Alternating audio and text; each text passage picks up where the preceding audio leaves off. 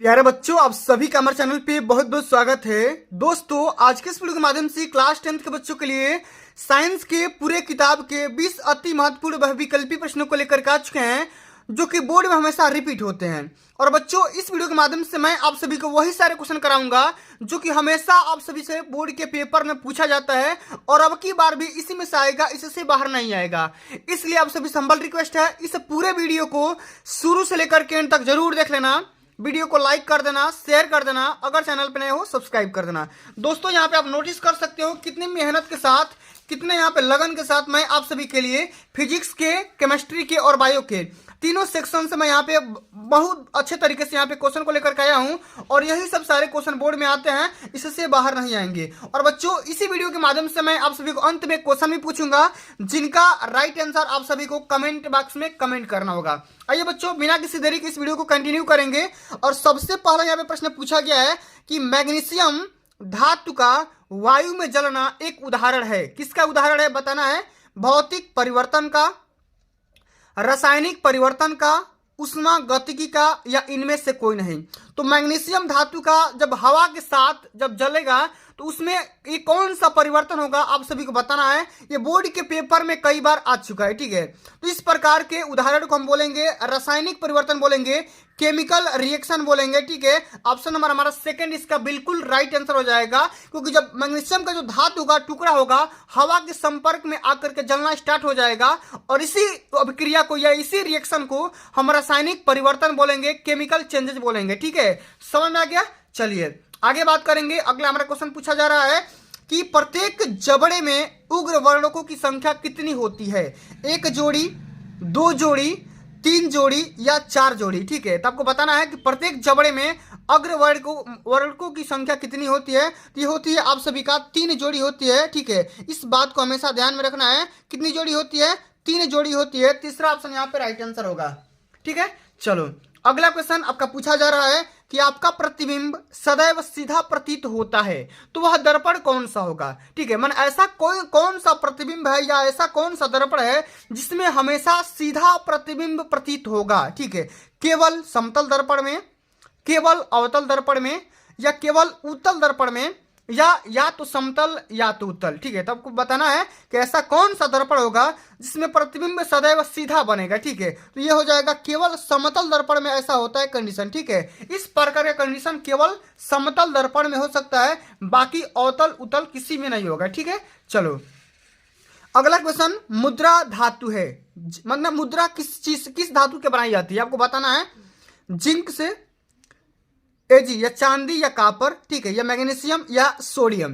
तो मुद्रा धातु इसमें सिल्वर या आप सभी कापर बन सकता है, इस बात को ध्यान में रखना। सेकंड ऑप्शन यहाँ पे राइट आंसर होगा, ठीक है। चलो अगला क्वेश्चन यहाँ पे ये पूछा जा रहा है कि स्वर रज्जु किसमें होता है? ग्रसनी में, कंठ में, फेफड़े में, या श्वास नली में? तो स्वर रज्जु ये आपको कंठ में होती है, इसी के माध्यम से हम आसानी से बोल पाते हैं, सुन पाते हैं, ठीक है। आगे समझ में?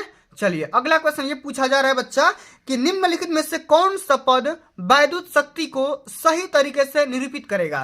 ठीक है, मतलब ऐसा कौन सा सूत्र होगा जो कि वैद्युत शक्ति का सूत्र रहने वाला है? I² अपान में R, V² into R, V into I, V into I into R. तो आप सभी को पता होगा कि हम वैद्युत शक्ति को P से डिनोट करते हैं, पावर से डिनोट करते हैं, और पावर P इक्वल टू होता है V इंटू आई, यानी कि आपका यहाँ पे तीसरा ऑप्शन यहाँ पे राइट आंसर हो जाएगा, ठीक है। चलो अगला क्वेश्चन ये पूछा गया है कि मनुष्य में पाए जाने वाली मिश्रित ग्रंथि कौन सी होती है?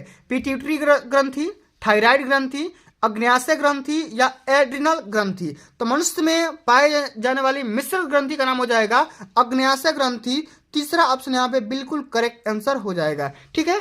चलिए अब अगला नंबर क्वेश्चन यहाँ पे पूछा जा रहा है बच्चा, ध्यान सुनिएगा कि गुणों के आधार पर, ठीक है, गुणों के आधार पर तत्वों को कितनी श्रेणियों में विभाजित किया गया है? गुणों के आधार पर तत्वों को कितनी श्रेणियों में बांटा गया है, आपको बताना है। 4, 6, 3 या 2, ठीक है। तो गुणों के आधार पर तत्वों को 3 श्रेणियों में बांटा गया है, धातु, अधातु और उपधातु। इस बात को ध्यान में रखिएगा। तीसरा ऑप्शन यहाँ पे बिल्कुल करेक्ट आंसर हो जाएगा, ठीक है। चलो अगला क्वेश्चन ये पूछा जा रहा है कि पीत का निर्माण कहाँ पर होता है? पित्ताशय में, यकृत में, अग्न्याशय में, या वृषण में। तो पीत का निर्माण यकृत में होता है। बहुत सारे बच्चे पित्ताशय में मार देंगे, बिल्कुल राइट आंसर इसका क्या होगा, यहाँ पे यकृत होगा, लीवर में होगा। ठीक है, अगला क्वेश्चन जो कि फिजिक्स का क्वेश्चन है, निर्वात में प्रकाश की चाल कितनी होती है। Very very most important question है, कई बार बोर्ड के पेपर में आ चुका है कि निर्वात में प्रकाश की चाल कितनी होती है। 3 × 10⁷ मीटर पर सेकेंड, 2 × 10⁸ मीटर पर सेकेंड, या 3 × 10⁸ मीटर पर सेकेंड, या 3 × 10⁻10 मीटर पर सेकेंड। तो निर्वात में प्रकाश की चाल हो जाएगा बच्चों 3 × 10⁸ मीटर पर सेकेंड। तीसरा ऑप्शन यहाँ पे बिल्कुल करेक्ट आंसर होगा। ठीक है, चलिए अगला क्वेश्चन ये आपको बताना है कि एंटीमनी क्या है। एंटीमनी धातु है कि अधातु है कि उपधातु है कि अक्रिय गैस है, ये आपको बताना है। तो एंटीमनी क्या हो जाएगा, उपधातु हो जाएगा। ठीक है, ठीक है, तीसरा ऑप्शन यहाँ पे राइट आंसर होगा। अगला क्वेश्चन ये पूछा जा रहा है कि निम्न में से कौन सा भाग ग्रसनी में उपस्थित होता है। नासा ग्रसनी, मुख्य ग्रसनी, कंठ ग्रसनी या उपयुक्त सभी। तो ग्रसनी में सभी प्रकार के ग्रसनी आ जाएगा। ठीक है, इसलिए इसका चौथा ऑप्शन हमारा राइट आंसर होगा। ठीक है, चलो अगला क्वेश्चन ये पूछा जा रहा है कि विद्युत ऊर्जा की इकाई क्या है। यानी कि विद्युत ऊर्जा मतलब कहने का सेंस यहाँ पे है, ये है कि इलेक्ट्रिकल एनर्जी। ठीक है, इलेक्ट्रिकल एनर्जी को किसमें मापा जाता है ये आपको बताना है। यानी उसका यूनिट क्या होता है, वोल्ट होता है कि वाट होता है कि एम्पियर होता है कि वाट इंटू सेकेंड होता है। तो विद्युत एनर्जी, ठीक है, क्या हो जाएगा, वाट इंटू सेकेंड हो जाएगा। ठीक है, वाट इंटू सेकेंड हो जाएगा, इस बात को ध्यान में रखना। ठीक है, P बराबर होता है, ठीक है, W/T। P बराबर क्या होता है, W/T होता है, और यहाँ से W वर्क हो जाएगा, इसी को हम इलेक्ट्रिकल एनर्जी बोलते हैं। ठीक है, और यहाँ पे T को यहाँ पे P इंटू टी करेंगे तो P का मात्रक हो जाएगा वाट और टाइम का मात्रक हो जाएगा सेकेंड। तो वाट इंटू सेकेंड इसका राइट आंसर होगा। ठीक है, चलो अगला क्वेश्चन ये पूछा जा रहा है कि मनुष्य के मस्तिष्क का कौन सा भाग सर्वाधिक विकसित होता है। प्रमस्तिष्क, अनुमस्तिष्क या डाइएनसिफाइलान या इनमें से कोई नहीं। तो मनुष्य के मस्तिष्क का सबसे विकसित भाग होता है प्रमस्तिष्क होता है। पहला ऑप्शन यहाँ पे बिल्कुल करेक्ट आंसर हो जाएगा, इस बात को ध्यान में रखना। ठीक है, चलो अगला क्वेश्चन आपसे भी से ये पूछा जा रहा है बच्चा कि वह धातु जो सामान्य तापमान पर द्रव में बदल जाते हैं या द्रव होते हैं वो आपको बताना है। मरकरी, जल, ब्रोमीन या लोहा। तो वह धातु जो सामान्य तापमान पर द्रव है या लिक्विड अवस्था में पाया जाता है, लिक्विड स्टेट में पाया जाता है, उसको हम मरकरी बोलेंगे, और मरकरी को हम Hg से डिनोट करते हैं, इस बात को भी ध्यान में रखना है। ठीक है, चलिए अगला क्वेश्चन ये पूछा गया है कि मनुष्य में या मनुष्य के लार में, ठीक है, क्या पाया जाता है या कौन सा एंजाइम पाया जाता है। कभी कभी ये भी पूछ देता है कि मनुष्य के लार में कौन सा एंजाइम पाया जाता है, टाइलिन या लाइसोजाइम या पेप्सिन या ए और बी दोनों। ठीक है, तो टाइलिन और लाइसोजाइम दोनों पाया जाता है, इस बात को ध्यान में रखना। चौथा ऑप्शन यहाँ पे बिल्कुल करेक्ट आंसर होगा। ठीक है, अगला क्वेश्चन, प्रकाश की तरंगदैर्घ्य परास होती है, इनकी प्रकाश का वेवलेंथ कितना से कितना इसका रेंज बताना है कि प्रकाश का जो वेवलेंथ होता है कितने से कितने एंगस्ट्रॉम के बीच में होता है, आपको बताना है। 4000 एंगस्ट्रॉम से लेकर के 8000 एंगस्ट्रॉम तक, या 3000 से 4500 तक, या 3500 से लेकर के 5500 तक, या 5000 से लेकर के 9000 एंगस्ट्रॉम के बीच में होता है। तो प्रकाश का जो वेवलेंथ होता है वो 4000 एंगस्ट्रॉम से लेकर के 8000 एंगस्ट्रॉम के बीच में होता है, इस बात को ध्यान में रखना। ठीक है, चलिए अगला क्वेश्चन ये पूछा गया है कि निरूपक तत्व है सोडियम, पोटेशियम, ठीक है, या सिलिकॉन या हीलियम। ठीक है, तो निरूपक तत्व इसमें आपका सोडियम हो जाएगा। ठीक है, पहला ऑप्शन इसमें बिल्कुल करेक्ट आंसर होगा। ठीक है, चलिए अगला क्वेश्चन ये पूछा गया है कि अवायवीय या अनाक्षी श्वसन में निर्गत ऊर्जा की मात्रा कितनी होती है, यह आपको बताना है। 27 किलो कैलोरी, 273 किलो कैलोरी, या 373 किलो कैलोरी, या 55 किलो कैलोरी। तो अनाक्षी श्वसन में निर्गत एनर्जी की जो मात्रा होती है वो 27 किलो कैलोरी होती है।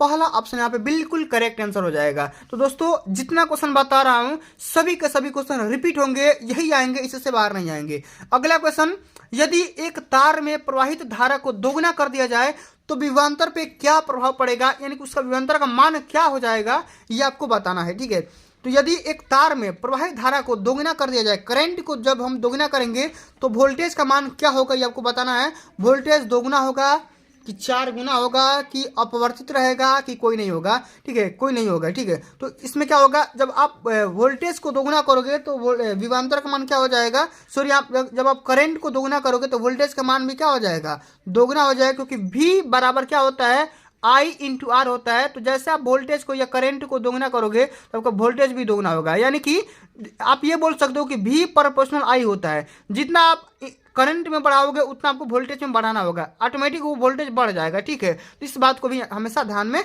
रखना है।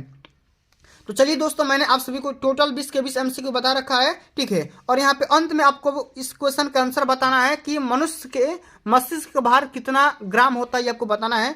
1000 ग्राम से लेकर के 1100 ग्राम तक, या 1300 से लेकर के 1400 ग्राम तक, या 900 से लेकर के 1000 ग्राम तक, या 1600 से लेकर के 1800 ग्राम तक। तो मनुष्य के मस्तिष्क का जो भार होता है, ठीक है, कितना ग्राम होता है ये आपको बताना है, ठीक है। इसका राइट आंसर कमेंट बॉक्स में कमेंट करके जरूर बताना है। तो दोस्तों आज के लिए बस इतना ही। अगर ये वीडियो आप सभी को अच्छी लगी होगी, हेल्पफुल लगी होगी, तो वीडियो को लाइक कर देना, शेयर कर देना, अगर चैनल पर नए हो सब्सक्राइब कर देना। जल्दी मिलते हैं अगली वीडियो में, तब तक के लिए जय हिंद, जय भारत, वंदे मातरम।